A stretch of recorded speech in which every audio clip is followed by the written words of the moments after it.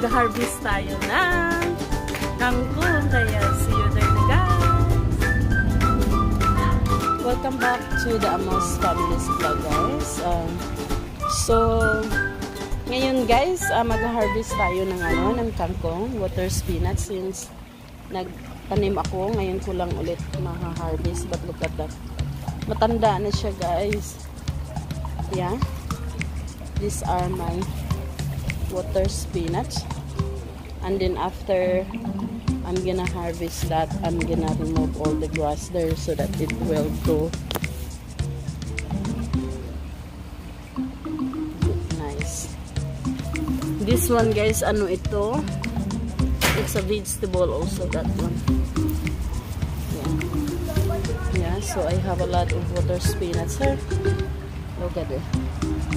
So let's go and harvest guys. A few moments later. Ito na nga, mag-harvest tayo using my hand. Like that. Yeah, look at that guys. It's long already. It's overgrown. Yeah. It's overgrown siya. So let's harvest my kangkong. Ayan. Payat lang siya guys kasi hindi ko na naalagaan guys. Look at that. And then after I harvest some of this, and then I'm gonna remove some of this soil. Oh, grass. What I mean is grass. And look at that grass. They have a flower already. Look at that. It's overgrown siya. I think I planted this one. Oh, hello.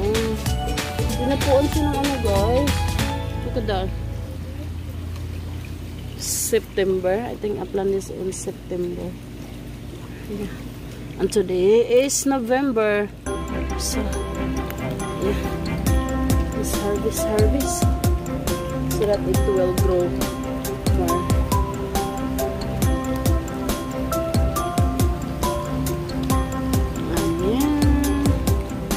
Tingnan nyo yan, oh. Look at how tall it is.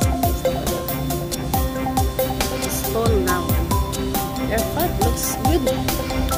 Yes. And this one is alugbati. Yeah, Spanish spinach. That one, guys. This one. Wala, may bulak na siya, guys.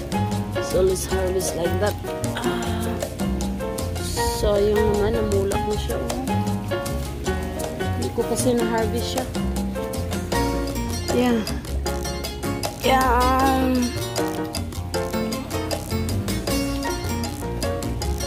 There is more here guys. So, look at that. So, harvest time. Yeah. Ayan guys. Dami na siya mga bulaklak guys. So,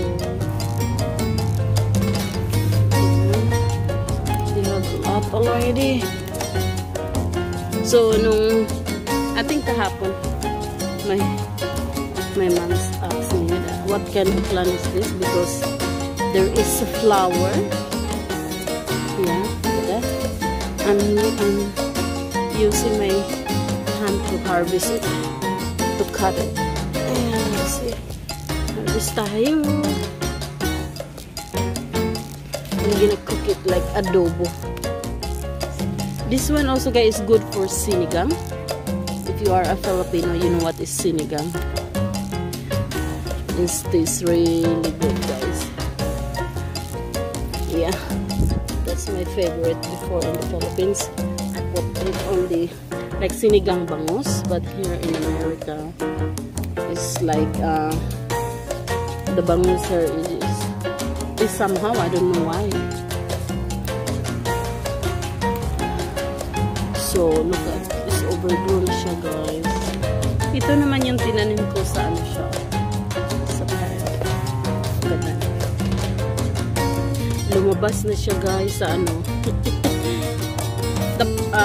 The reason why I planted it there, because during the winter, when the weather is so cold, I can get more kangkong.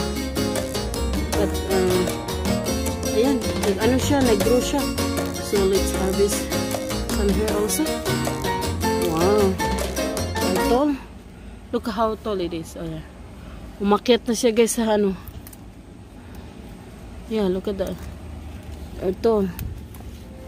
Yeah. Let's harvest so that it will grow more. In Filipino, we call it kangkong. In English, we call it water spinach. Yeah. A few moments later.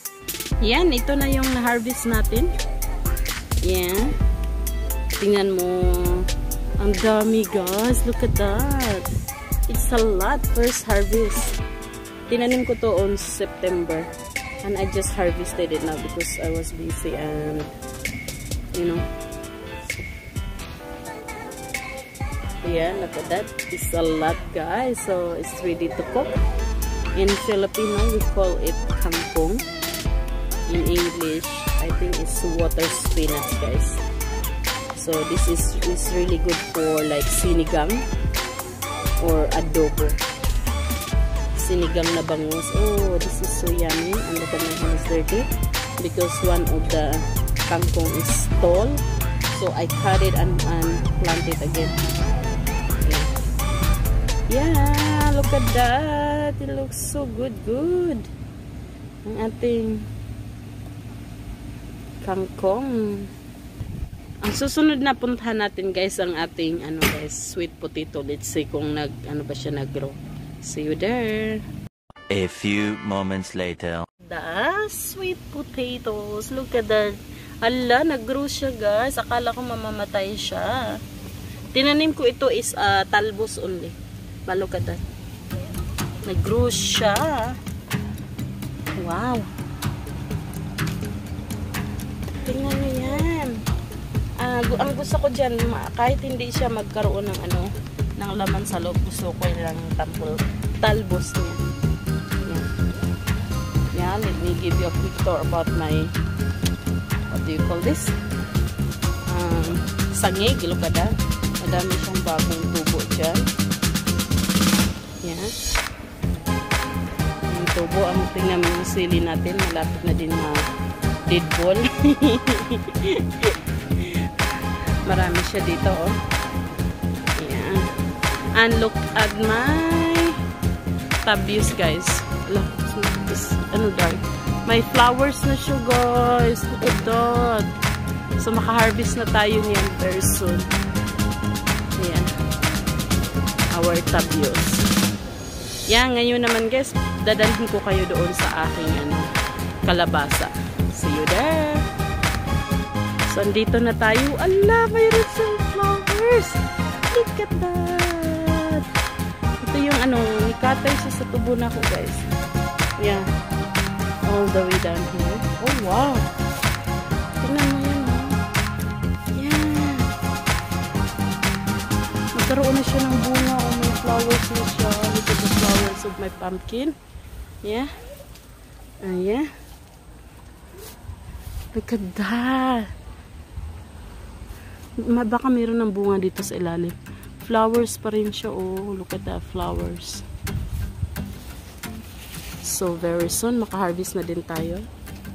Yeah. Dito ko yung tinanom dyan. Nilagyan ko ng ganyan kasi yung yan, nandyan yung puno niya sa ilalim. Yeah. Hinarangan ko yan dyan kasi yung big turtle laging pumapasok sa amin. Tingnan nyo guys, ang ating kalabasa, mamunga na yan. Finally, harvest na din tayo. Yan o. Daming flowers sa doon sa taas. Ayan. Diba kinakain natin yung guys, yung bulaklak niya. Dami siya dyan. Ayan. Yan, ngayon guys, pakita ko naman sa inyo yung langka ko guys. Ito yung langka natin. Pangalawang puno ito. Dalawa yung puno ng langka ko yan.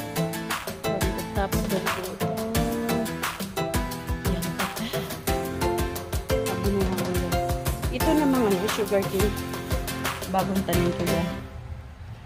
Yeah. Pero, oh, look at that. But I have a lot over there, guys. So, look at that. Yeah. Tingnan nyo yung ano ko. Nag-grow talaga siya ng ano. Todo-todo. Tanglad natin, tanglad. Yeah. So, ito lang guys. After I harvest my water spinach, I'm here on my sugar cane and pumpkin. So, see you on my next vlog, guys. Thank you always for watching. Damos family. Bye-bye. God bless everyone. And look at the flowers, guys. Look at that. Wow. It's pink. Bougainvillea. And my papaya still giving me fruits. Oh, meron isa sa let's harvest it. Ayan siya, guys. Let's harvest it. Ah, yellow na siya. Yeah, harvest tayo. Lalaki ata ito. Mahaba. Yeah. Look at my papaya. Okay guys, bye-bye. Thank you. Nakita niyo ba yan guys? Oh? Tabios. Namulaklak na siya. Ewan ko kung mga Tagalog kilala yung tabios. Sa Bisaya kasi tabios. Tabios. Tapos yung malunggay ko, it's a lot of bunga niya. Hindi na maubos kakainin guys. Yan, look at my tabios.